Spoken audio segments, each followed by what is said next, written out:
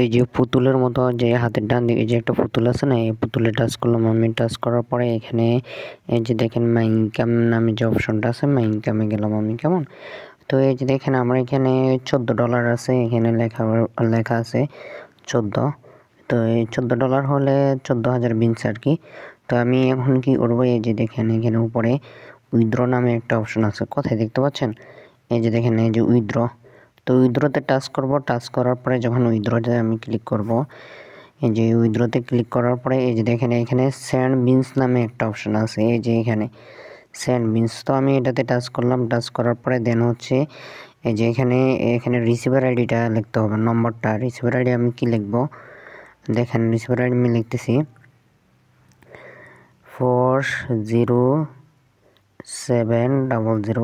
আমি এটা লিখলাম, ঠিক আছে। লেখার পরে আমি এখানে কি লিখবো, এই যে দেখেন এটা নিচে এখানে কি লিখবো, এই যে এখানে আমি লিখবো, এখানে আমি লিখবো 1 লাখ, মানে 1 দিয়ে ফার্স্টে 0, 1 0 ফার্স্টটা, 1 দিয়ে 0 ফার্স্টটা, 3 4 5 দিলাম। দেওয়ার পরে এই যে দেখেন হ্যান্ডেলিং ফি দেখতে পাচ্ছেন, তো হ্যান্ডেলিং ফিতে চাপ দিব।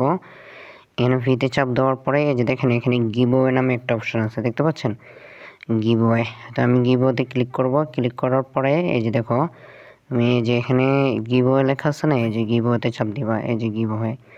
তারপর গিভওয়ে হয়ে গেছে। কেমন?